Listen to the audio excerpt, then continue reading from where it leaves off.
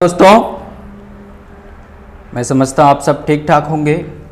तो दोस्तों, आज मैं नया टॉपिक के साथ उपस्थित हूँ। आपको पता है टॉपिक तो जो आप पढ़ रहे तो वही चल रहा है, हड़प्पा सभ्यता। आज इसमें जो टॉपिक हम लोग मैं लेकर के आपके बीच उपस्थित हूँ, बिल्कुल नया टॉपिक है। अब आप सोच रहे होंगे कैसे हड़प्पा सभ्यता में नया टॉपिक? तो जी हाँ, ये इतना नया है कि परसों प्रधानमंत्री जी द्वारा जो हमारे देश में घोषणा की गई उसे वहां से जोड़ा जा सकता है। इस कोरोना जैसी वैश्विक आपदा ने पूरी दुनिया की अर्थव्यवस्था को झकोड़ दिया है। पूरी दुनिया के रहन सहन, खान पान, जीवन शैली को बदल डाला है और अर्थव्यवस्था की वो दशा है कि अब कैसे सारे देश, दुनिया के इस दैविक आपदा से प्रभावित होने वाले देश किस तरीके से अपनी अर्थव्यवस्था को फिर से वह स्फूर्ति दे सकें, इसी प्रयास में सब लगे हुए हैं। जिसमें हमारे देश के प्रधानमंत्री मोदी जी द्वारा 2 दिन पहले यह घोषणा की गई कि भारत की अर्थव्यवस्था को आत्मनिर्भर अर्थव्यवस्था बनाने की जरूरत है। अब जब आत्मनिर्भर अर्थव्यवस्था की बात हो रही है तो ऐसे में यह जो टॉपिक आज हमारा है बहुत महत्वपूर्ण हो जाता है। वो टॉपिक कौन सा है हम लोग देखते हैं। तो हम लोग का टॉपिक चल रहा था हड़प्पा सभ्यता की आर्थिक स्थिति,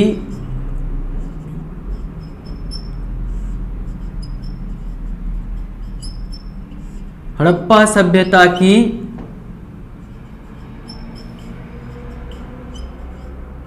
आर्थिक स्थिति। इसी में या इसी से जुड़ा हुआ आज मेरा टॉपिक है, वो है हड़प्पा सभ्यता के हस्त या शिल्प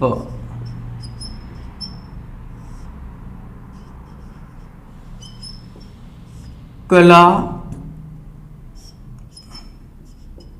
या हस्त शिल्प कला उद्योग।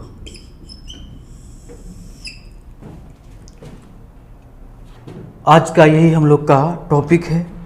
तो दोस्तों, अगर हम बात इस हस्त शिल्प कला की अगर करें तो हम कह सकते हैं कि यह हस्त शिल्प कला भारत का प्राचीन काल से ही एक बेहतरीन क्राफ्ट, जो पूरे भारत के अधिसंख्य जनसंख्या की आजीविका का मुख्य स्रोत रहा है। अब ऐसे में सवाल उठता है कि इस हस्तशिल्प कला का उद्योग जो हमारे यहां विकसित हुआ, क्यों, क्या उसके कारण है? तो अगर हम इस हस्तशिल्प कला या इसके उद्योग के विकास के कारण की बात करें तो इसमें हम लोग कई पॉइंट पर विचार कर सकते हैं। जैसे पहला है सीमित लागत, कैपिटल इन्वेस्टमेंट जो है वो इसमें बहुत कम, मतलब इसमें जो लागत है वो बहुत छोटी सी लागत में इस क्षेत्र में उद्योग की शुरुआत हो सकती है। दूसरा,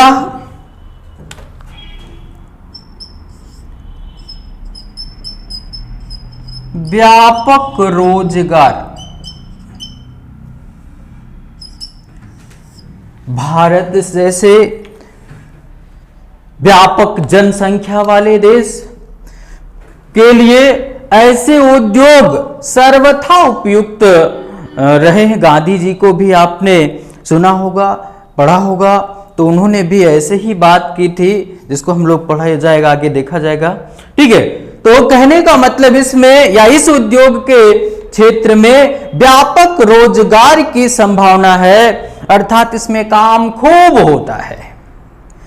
इसीलिए बुनकरों के बारे में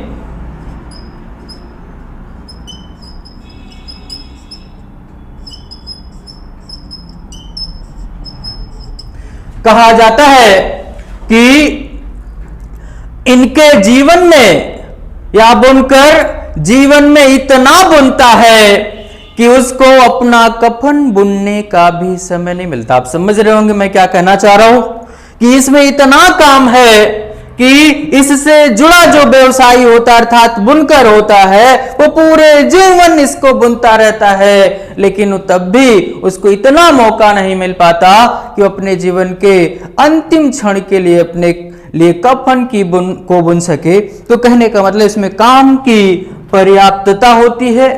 अगली बात अगर करें, इसमें अगला पॉइंट हम लोग जोड़ सकते हैं कि इसका सेक्टर जो होता है बहुत छोटा, अर्थात छोटा सेक्टर।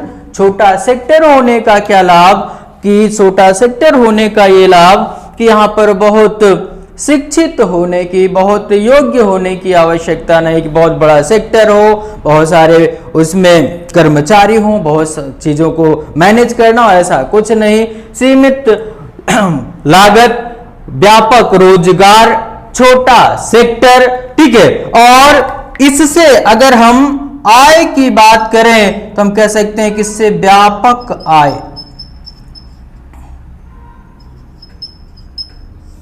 इसमें विदेशी मुद्रा का व्यापक रूप से अर्जन होता है, क्योंकि दुनिया में पूरे शिल्प कला से जुड़ी वस्तुओं का सबसे बड़ा उत्पादक देश हमारा ही है, जो आगे हम लोग देखेंगे, ठीक है। और अगर हम बात करें तो इसमें व्यापक निर्यात क्षमता,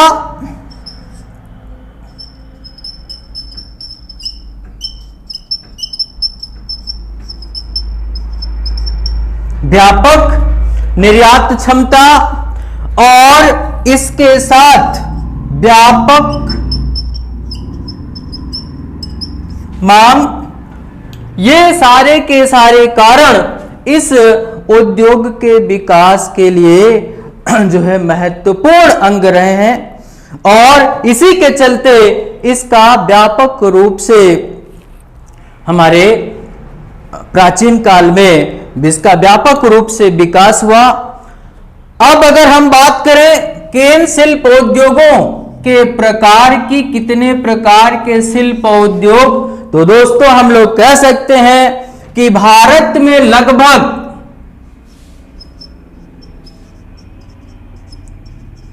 500 से भी अधिक, प्लस मैंने लिखा 500 से भी अधिक उद्योग, शिल्प उद्योग प्राचीन काल से विकसित रहे हैं। लेकिन इस आधुनिकता ने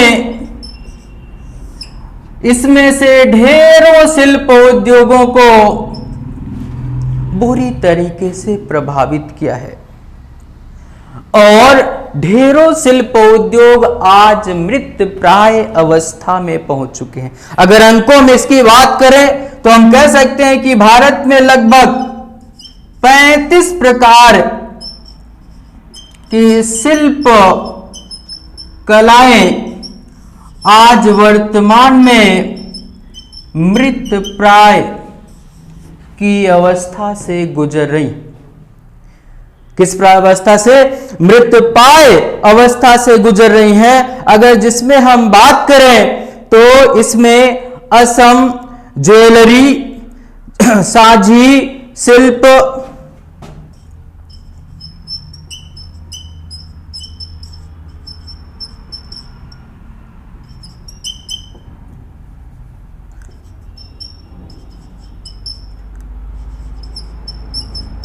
असम, ज्वेलरी, साझी शिल्प,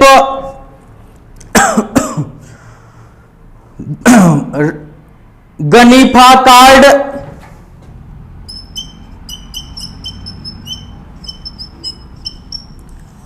आदि को शामिल कर सकते हैं, जो आज मृत प्राय की अवस्था से गुजर रही हैं, जिनको फिर से जीवन देने की आवश्यकता है। कोरोना की हम प्रशंसा तो नहीं कर रहे हैं, लेकिन इस कोरोना ने एक ऐसी स्थिति हमारे सामने तैयार कर दी है कि इन्हें फिर से जीवन देने की जरूरत है।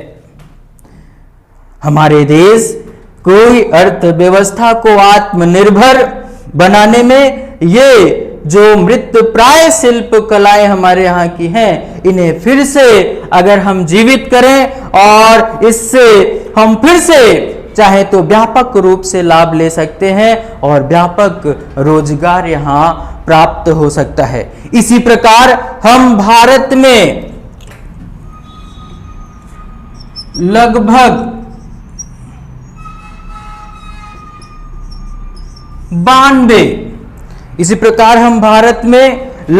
92 जियोग्राफिकल इंडिकेशन रीजन्स को सेलेक्ट कर सकते हैं, जो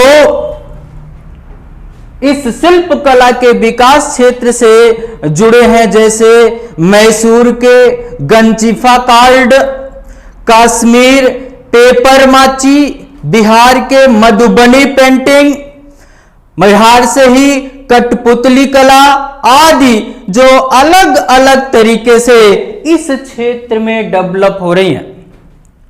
भारत सरकार ने इस शिल्प कला के लिए एक अलग से विभाग का गठन किया है, आपको पता ही होगा, जिसका कमिश्नर इसको बढ़ावा देने के लिए निरंतर कार्यरत रहता है। जैसे आपने देखा कि इस शिल्प कला के प्रोत्साहन के लिए आप देख रहे हैं कि तरह तरह के प्रोत्साहन पुरस्कारों का वितरण किया जाता है, जैसे शिल्प गुरु अवार्ड, डिजाइन इनोवेशन अवार्ड आदि इस क्षेत्र से जुड़े कलाकारों को दिए जाते हैं, जिससे उन कलाकारों में यह आत्मविश्वास जाग सके कि वो जो कला अपने में लिए हुए हैं वह महत्वपूर्ण है, उससे देश को एक पहचान मिलती है। ठीक है, उनमें इस आत्मविश्वास को जगाया जा सके। और इन अवार्डों का उद्देश्य यह है कि इन सब कलाओं को किसी न किसी तरह जीवित रखा जाए और ज्यादा से ज्यादा लोगों में इसे पॉपुलर किया जाए। इसके एक्सपोर्ट को बढ़ावा देने के लिए भी हमारी सरकार द्वारा तरह तरह की योजनाएं लागू की जाती रही हैं। इसी के तहत हाल ही में आपने सुना होगा कि जर्मनी में एक एग्जीबिशन का आयोजन किया गया, जिसमें भारत ने अपने टैलेंट को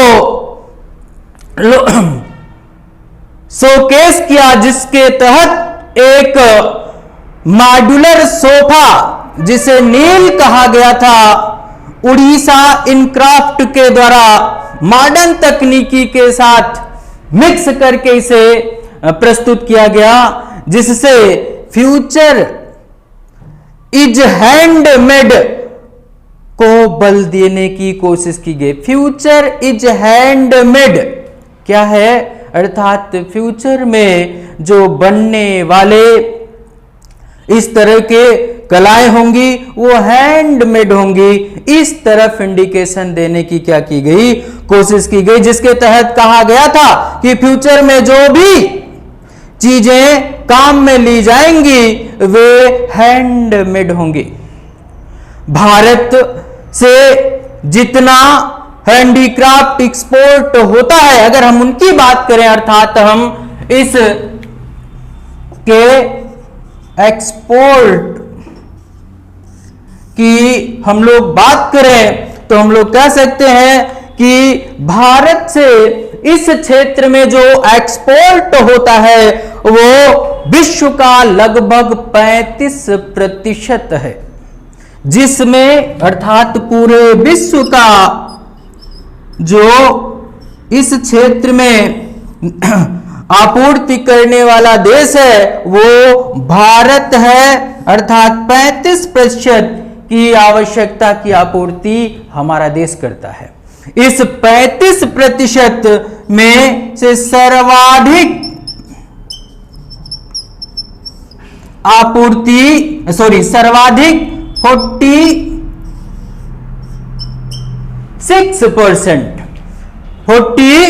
46% हमारी आपूर्ति अमेरिका के लिए होती है।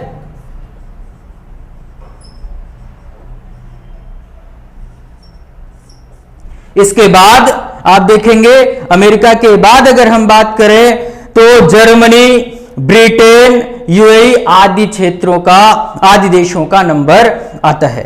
ठीक है, अब सवाल उठता है कि इस क्षेत्र को या इस क्षेत्र में किस प्रकार बढ़ावा दिया जाए या बढ़ावा दिए जाने की कोशिश की जाती रही है, उसमें और क्या किया जाए तो इस तरीके से इस क्षेत्र का और विकास हो सके। तो आप इस क्षेत्र में कह सकते हैं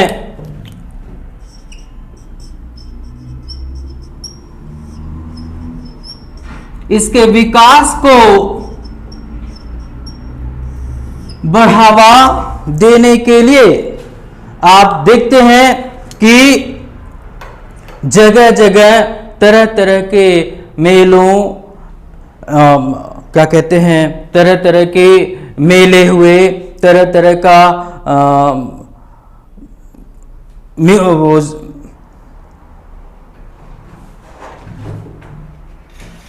इस उद्योग को बढ़ावा देने के लिए हमारी सरकार द्वारा ढेरों योजनाएं या ढेरों प्रयास किए जाते रहे हैं। जैसे जगह जगह खादी आर्ट का आयोजन किया जाता है, ठीक है, क्राफ्ट म्यूजियम की स्थापना की गई, जैसे प्रगति मैदान में बहुत सारे हैंडीक्राफ्ट मेलों का आयोजन किया जाता है। और अगर हम बात करें तो इसके तहत जो सबसे बड़े मेले का आयोजन किया जाता है वो एक्सपोर्ट प्रमोट काउंसिल द्वारा किया जाता है, जो वर्ष में 2 बार आयोजित होता है। और इसके तहत आप देखेंगे कि इसे आधुनिकता के साथ जोड़ने के लिए,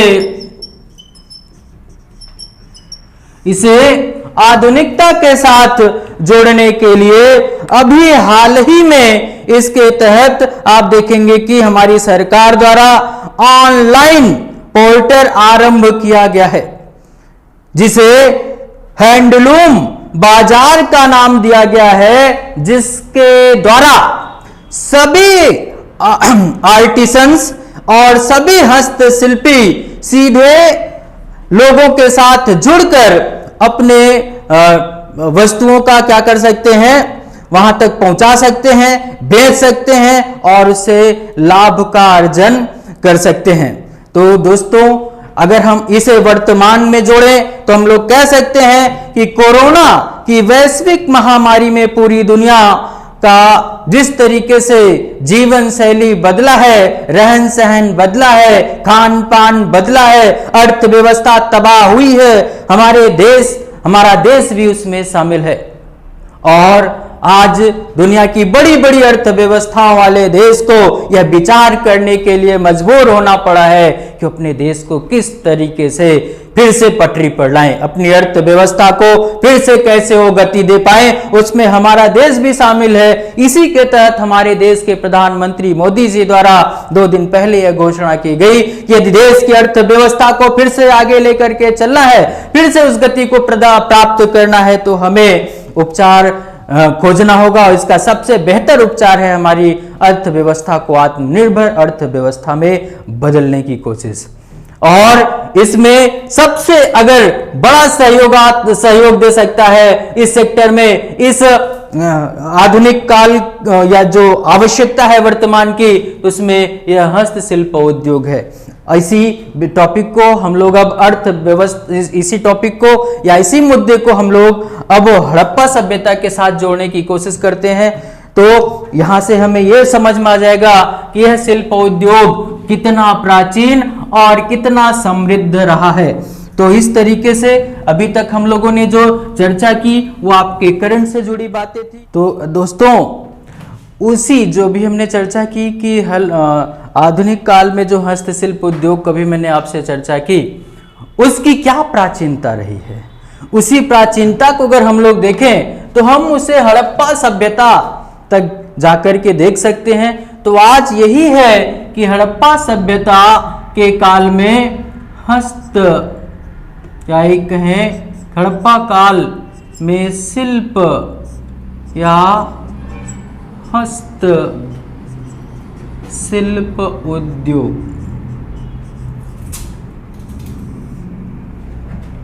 तो दोस्तों यदि हम हड़प्पा सभ्यता के हस्तशिल्प उद्योग या शिल्प कला को देखें तो कहा जा सकता है कि इस काल में कई प्रकार, इस काल में कई प्रकार की हस्तशिल्प कलाएं विकसित थी, जैसे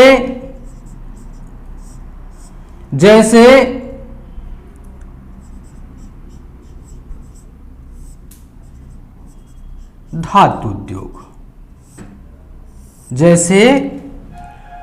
उद्योग, तो अगर इस काल में हम लोग देखें तो कि किस तरह के कितनी धातुओं का प्रयोग होता था, तो इस काल में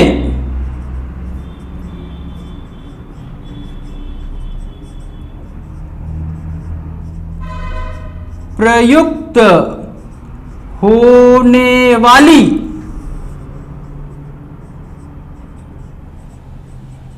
प्रमुख धातुओं में सोना, चांदी, तांबा, कांस्य आदि को शामिल किया जा सकता है। मजूमदार के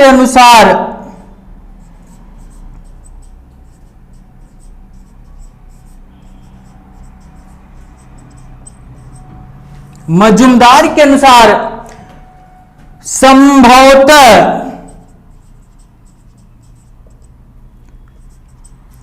सर्वप्रथम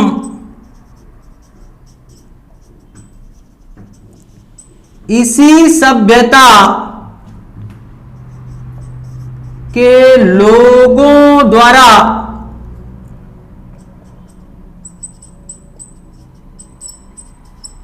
चांदी का प्रयोग किया गया। लेकिन अगर प्रयोग होने वाली धातुओं में देखें तो हम लोग कह सकते हैं कि लेकिन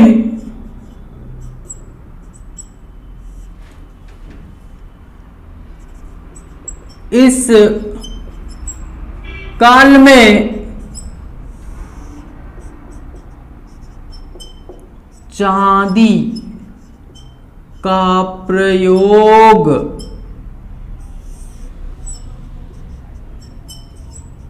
सोने से अधिक, चांदी का प्रयोग सोने से अधिक। अब सवाल उठता है तो सबसे ज्यादा कौन सा धातु प्रयोग होता था? लेकिन इस काल में चांदी का प्रयोग सोने से अधिक, लेकिन सर्वाधिक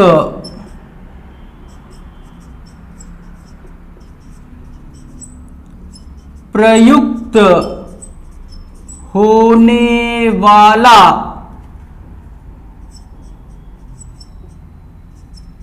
धातु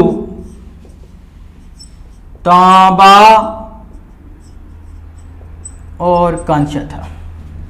इस काल में सबसे ज्यादा प्रयुक्त होने वाली धातु कौन सी थी? तांबा और कांस्य। अगर नोट करके हम बात करें तो कह सकते हैं कि इस काल या इस सभ्यता के लोग लोहे जैसे महत्वपूर्ण धातु से अपरिचित थे।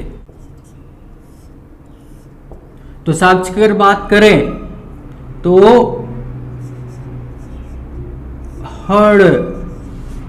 हड़कालो हड़ से हड़प्पा, का से कालीबंगा, लो से लोथल।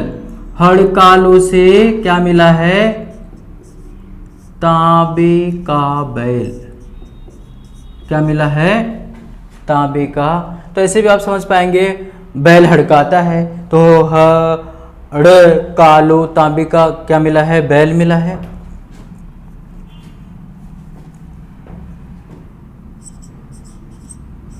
दैमा बाद से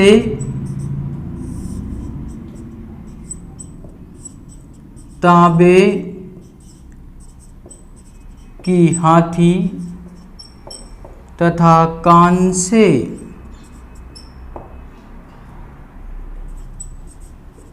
का दो पहिए वाला रथ, जिसे गाड़ीवान चला रहा है। सब कितने महत्वपूर्ण है आपको पता है कि सारे के सारे सवाल आए हुए हैं। ठीक है, इसी तरीके से मोहन जोदड़ों से विश्व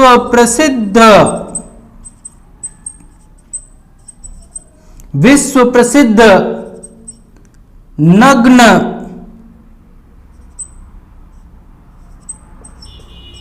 नर्तकी की मूर्ति किसकी? कांसे की।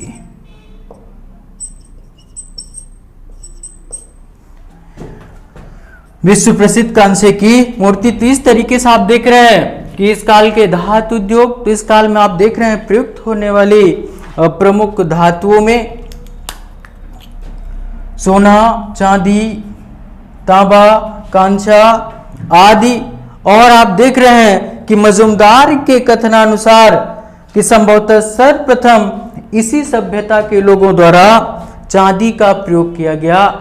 लेकिन अगर बात करें कि धातुओं के प्रयोग का क्या क्रम था, तो आप देख सकते हैं कि इस काल में चांदी का प्रयोग सोने से अधिक तो होता था, लेकिन सबसे ज्यादा अगर प्रयुक्त होने वाली धातु थी तो कौन सी? तांबा और कांसा। नोट करके हमने लिखा कि इस सभ्यता के लोग लोहे जैसे महत्वपूर्ण धातु से परिचित नहीं थे। अगर हम साक्ष्य पर जाएं तो साक्ष्य में हमने देखा कि हड़कालो अर्थात हड़प्पा, कालीबंगा और लोथल से तांबे का बैल मिला है।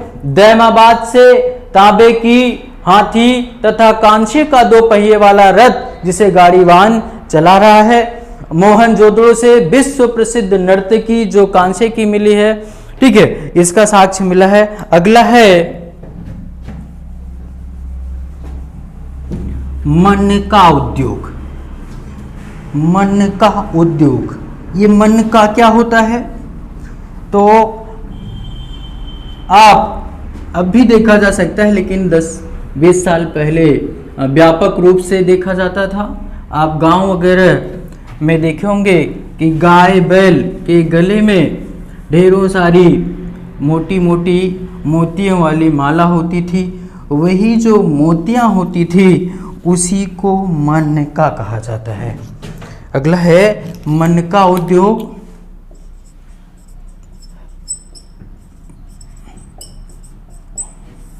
तो अभी मैंने बताया इस तरह से गाय बैल के गले में जो मोतियों की माला, अभी भी जो नंदी गाय आती हैं, है ना, उनके गले में ऐसी मालाएं रहती हैं जो घन घन घन घन बजता रहता है, उसी को मनका कहा जाता था।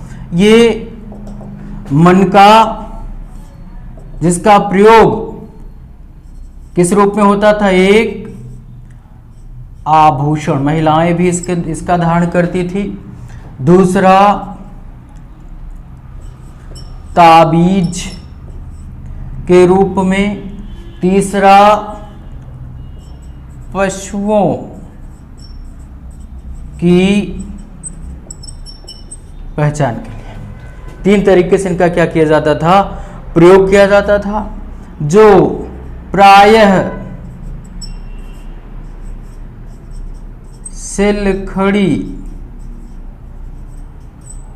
मिट्टी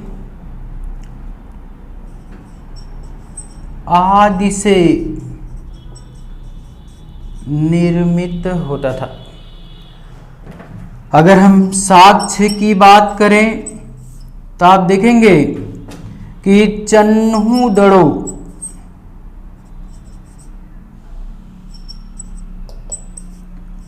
अपने कार्नेलियन, बहुत बार आया है सवाल, कार्नेलियन मनके के लिए प्रसिद्ध था। लोथल से मनका बनाने की फैक्ट्री का साक्ष्य मिला है। इसी तरीके से आप देखेंगे मोहन जोदड़ो, जहां से एक सोने का ढेर मतलब खजाना टाइप से सोने का ढेर मिला है, जिसमें सोने का मनका भी मिला है। तो इस तरीके से मनका उद्योग रहा। अगला है मृदभांड उद्योग। मृदभांड किसे कहते हैं? मृदभांड मतलब मिट्टी के बर्तन। तो अगर हम इस काल के मृदभांड की बात हम लोग करें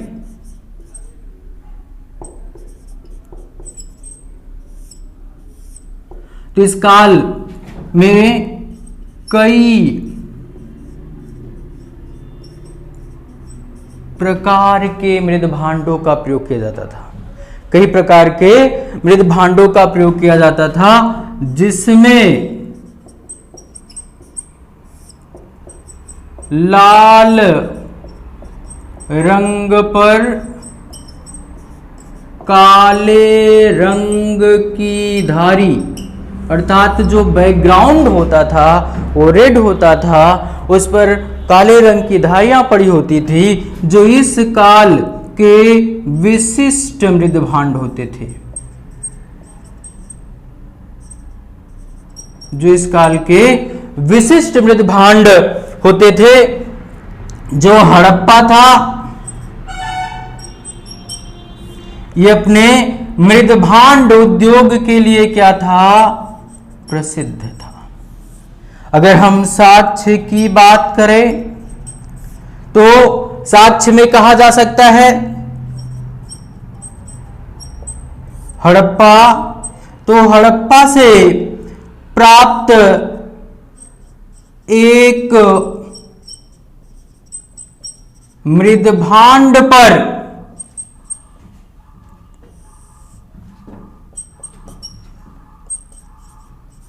हिरणी द्वारा अपने बच्चे को दूध पिलाते हुए कंकन मिला है। अर्थात यहां से एक ऐसा मृदभांड मिला है जिसमें हिरणी अपने बच्चे को क्या पिला रही है? दूध पिला रही है। इसी तरीके से हड़प्पा से एक और अच्छा मृदभांड मिला है, जिसमें मछुआरे द्वारा एक मछुआरे का अंकन, जो अपने कंधे पर जाल, एक वैसे मछुआरे का अंकन मिला है जो अपने कंधे पर क्या लिए हुए है? जाल लिए हुए है। इसी तरीके से आप देखेंगे लोथल। तो लोथल से अगर देखें तो लोथल से प्राप्त एक मृदभांड पर पंचतंत्र की कहानी चालाक लोमड़ी, पंचतंत्र की कहानी चालाक लोमड़ी का अंकन। एक मृदभांड पर चतुर सियार का अंकन, एक मृद भांड पर प्यासे कौवे का अंकन, एक मृद भांड पर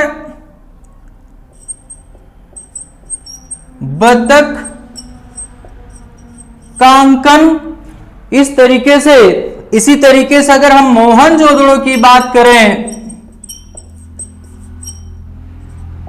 तो आप देखेंगे मोहनजोदड़ो से प्राप्त एक मृद भांड पर कन खजूरे का अंकन मिला है। किसका? कन खजूरे का अंकन मिला है। तो ये आपका क्या रहा? मृद भांड, मिट्टी के बर्तन। तो आप देख रहे हैं कि इस काल में कई प्रकार के मिट्टी के बर्तनों का प्रयोग किया जाता था, जिसमें इनका जो लाल रंग के मृद भांड पर काले रंग की धारी वाला मृद भांड था वो इनका विशिष्ट मृद भांड माना जाता था। अगर हम प्रसिद्धि की बात करें तो हड़प्पा जो था अपने मृद भांड उद्योगों के लिए सबसे ज्यादा प्रसिद्ध था। साक्ष्य की हम लोग बात करें तो आप देख रहे हैं कि हड़प्पा से प्राप्त एक मृद भांड पर हिरणी जो अपने बच्चे को दूध पिला रही है का अंकन मिला है। इसी तरीके से एक मृद भांड पर मछुआरे का अंकन मिला है जो अपने कंधे पर क्या लिए हुए है? जाल लिए हुए हैं। इस तरीके से लोथल से कई मृद भांड आप देख रहे हैं मिले, जिसमें एक मृद भांड पर पंचतंत्र की कहानी, पंचतंत्र की कहानी आपको पता ही है, चालाक लोमड़ी का। एक मृद भांड पर चतुर सियार का अंकन, एक मृद भांड पर प्यासे कौवे का, एक मृद भांड पर बतख का अंकन मिला है। इस तरीके से मोहनजोदड़ो से प्राप्त एक मृद भांड पर कन खजूरे का अंकन मिला है। तो ये इस काल के प्रमुख मृद भांड थे। अगला है वस्त्र उद्योग।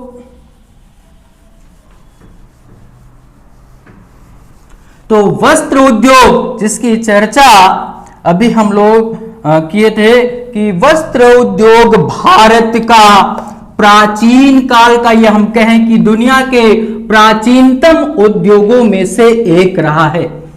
हड़प्पा सभ्यता की अर्थव्यवस्था को पढ़ाते समय हमने आपको बताया था कि संभवतः सबसे पहले इसी सभ्यता के लोगों द्वारा सर्वप्रथम कपास की कृषि का क्या किया गया था? आरंभ। तो जाहिर सी बात है कपास से ही वस्त्र उद्योग का क्या होता है? विकास होता है। और भारत की आज भी इसमें टॉप 3 में स्थान रहता है। ठीक है, हालांकि प्रथम स्थान हमसे छिन चुका है, लेकिन फिर भी अगर हम अगले वस्त्र उद्योग की बात करें तो हम कह सकते हैं कि यह प्राचीन काल से ही भारत का सर्वाधिक समृद्ध उद्योग रहा है।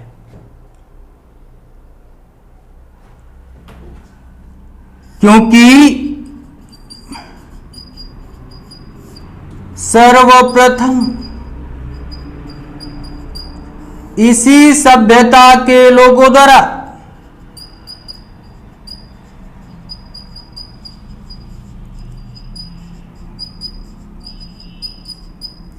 कपास की कृषि का आरंभ किया गया। ठीक है, अब हम लोग अगर बात करें कि हड़प्पा काल में इसके प्रमुख केंद्र कौन कौन से थे, तो एक बात तो आपको समझ में खुद ही पता होगा कि वस्त्रों का बहुत 7500 वर्ष पुरानी सभ्यता के साक्ष्य, उसमें वस्त्रों का साक्ष्य मिलना है तो बहुत मुश्किल है, फिर भी कुछ मिले हुए हैं। तो प्रमुख केंद्र की अगर हम बात करें इस काल के तो आप देखेंगे कि इसमें हमने सेंटेंस बनाया है म ह का आलम। म से मोहनजोदड़ो, ह से हड़प्पा, का से कालीबंगा, आलम से आलमगीरपुर। तो इस काल के वस्त्र उद्योग से संबंधित महत्वपूर्ण केंद्र क्या थे? महका आलम था, जिसमें अगर हम साक्ष्य की बात करें तो बहुत सीमित साक्ष्य मिले हैं, क्योंकि वस्त्र कुछ दिन बाद नष्ट हो जाएगा, मिट्टी के साथ सड़ जाएगा। तो लेकिन कुछ जो मिले हैं उसमें जैसे मोहनजोदड़ो से एक चांदी के बर्तन में या बर्तन से लाल रंग का वस्त्र, इस तरीके से हड़प्पा से इसका उद्योग मिला है। कालीबंगा से अगर हम बात करें तो कालीबंगा से एक वस्त्र, कालीबंगा से कालीबंगा से प्राप्त एक उस्तरा, उस्तरा मतलब सेविंग मशीन, उस्तरा से लिपटा हुआ वस्त्र का साक्ष्य। ठीक है, तो इसमें हम इन्हीं साक्ष्यों को शामिल कर सकते हैं, क्योंकि इसमें बहुत सारे साक्ष्य मिलने संभव नहीं है। इस तरीके से आपका वस्त्र उद्योग था। और आपको पता है बाकी चीजें तो हम लोग अभी करंट में हम लोगों ने देख ही लिया कि यह भारत का वह उद्योग है जिसमें अभी भी पर्याप्त विकास की संभावना है, जिसे बहुत बढ़ाया जा सकता है और व्यापक रूप से इसमें रोजगार की प्राप्ति की जा सकती है। अगला है मोहर उद्योग। तो मोहर क्या होती है? मोहर अर्थात, अगला है, इसमें अगला पॉइंट है मोहर उद्योग। मोहर क्या होती है तो आपको पता है, इस टाइम तो इस काल में सिक्के व्यापार में मुद्राएं तो थी नहीं, तो व्यापारियों द्वारा मोहरों के माध्यम से अपना व्यापार किया जाता था। तो अर्थात कह सकते हैं कि मोहर का प्रयोग व्यापारियों द्वारा अपनी वस्तुओं की पहचान के लिए किया जाता था, जो प्रायः सेल खड़ी मिट्टी द्वारा निर्मित होता था। ये मोहर दो प्रकार के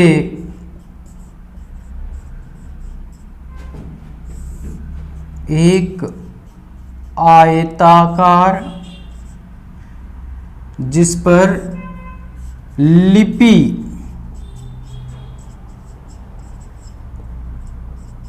कांका अर्थात पर लिखा होता था, दूसरा वर्गाकार जिस पर लिपि के साथ प्लस लगाया तो मतलब लिपि और साथ में एक श्रृंगी पशु का अंकन। जब हमने अर्थव्यवस्था पढ़ाई थी, इसमें पशुओं के बारे में पढ़ाया था, तो हमने उसमें बताया था कि हड़प्पा सभ्यता की मोहरों में सर्वाधिक अंकन एक श्रृंगी पशु का मिला है, जिसकी अभी तक वास्तविक पहचान नहीं हुई है। अगर साक्ष्य की बात करें तो साक्ष्य तो ढेरों मिली हैं, लेकिन सबसे महत्वपूर्ण था मोहनजोदड़ो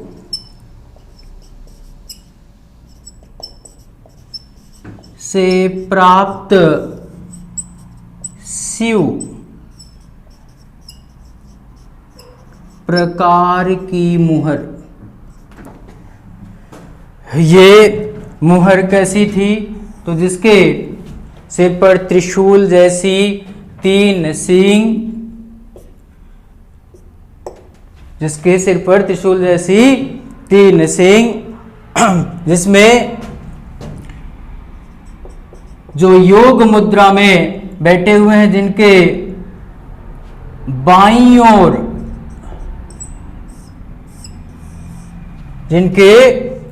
ओर गैंडा और भैंसा या भैंसे का अंकन दाईं ओर, बाघ और हाथी तथा इनके पैर की ओर 2 हिरणों। इनकी पहचान मार्शल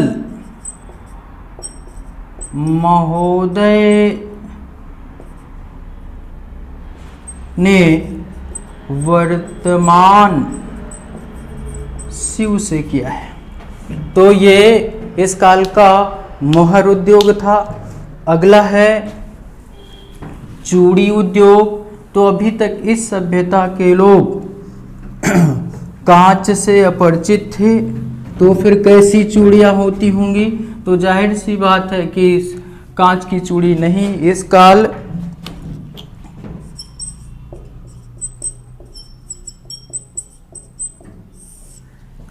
तो चूड़ी उद्योग अगर बात करें तो कांच से अपरिचित, अतः ये चूड़ियां किसकी रही होंगी? शंख, सीप, प्रस्तर, प्रस्तर मतलब पत्थर, शंख, सीप, प्रस्तर, मिट्टी आदि की। इसके महत्वपूर्ण स्थल की बात करें तो काली बंगा अपने चूड़ी उद्योग के लिए क्या था? प्रसिद्ध था। अगला है मृणमूर्ति उद्योग। तो मृणमूर्ति, अभी आप लोग 10 साल पीछे जाइए, दीपावली में आपने देखा होगा कि छोटी छोटी मिट्टी के खिलौने मिला करते थे दीपावली के सीजन में, वही मृण मूर्तियाँ कहलाती थी। इन मृण मूर्तियों का 2 प्रकार से प्रयोग, एक खिलौने के रूप में और 2 एक खिलौने के रूप में और दूसरा पूज्य रूप में। पूज्य रूप में तो आप देखेंगे कि ढेरों मातृ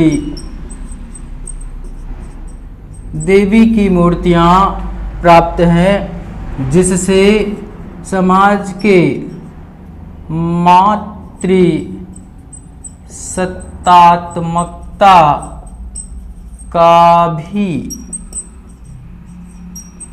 प्रमाण मिलता है। अगला है हाथी।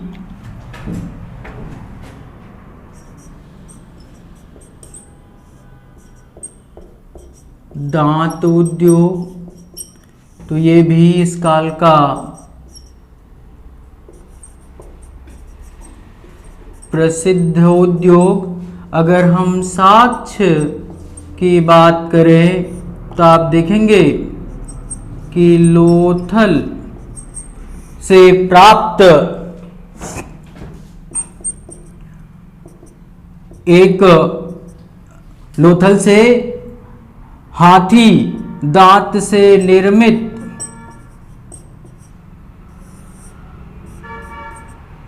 एक स्केल और यहीं से आप देखेंगे हाथी दांत से निर्मित तराजू का पलड़ा मिला है। इसी तरीके से मोहनजोदड़ो से प्राप्त एक हाथी दांत पर मनुष्य की आकृति का अंकन। और अंतिम है प्रस्तर उद्योग। प्रस्तर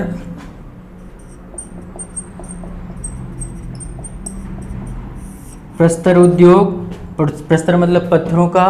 तो इस क्षेत्र में सभ्यता हमें पिछड़ी हुई नजर आती हैं। जैसे यहाँ से प्राप्त लगभग सभी मूर्तियां खंडित अवस्था में प्राप्त हुई हैं। फॉर एग्जाम्पल जैसे हड़प्पा से 2 धड़ विहीन नृत्य मुद्रा में धड़ मिले हैं, जो नृत्य मुद्रा में मिले हैं। तो इस तरीके से हम इस काल के, आप देख रहे हैं कि इस काल में पर्याप्त मात्रा में शिल्प उद्योग क्षेत्र में विकास दिखाई दे रहा है। और अगर इसे वर्तमान से अगर हम जोड़ें तो आप कह सकते हैं कि यह शिल्प उद्योग जो आज हमारे जीवन के विषय क्षेत्र से जुड़े हुए हैं, उसमें व्यापक महत्वता प्राचीन काल से ही रखता था। और जिस तरीके से बदली हुई दुनिया आज हमारे सामने खड़ी है, उसमें इसकी एक बार फिर से महत्वता स्थापित हुई है। तो इसी के साथ ये टॉपिक आपका ये पॉइंट ख़त्म हुआ। अगला अगर टॉपिक की हम बात करें तो इसका एक पॉइंट और बचा रह जाता है हड़प्पा सभ्यता की, वो है व्यापार वाणिज्य। छोटा सा है, उसे हम लोग ख़त्म करके अगले पॉइंट पर आ जाएंगे। ओके, थैंक यू, धन्यवाद।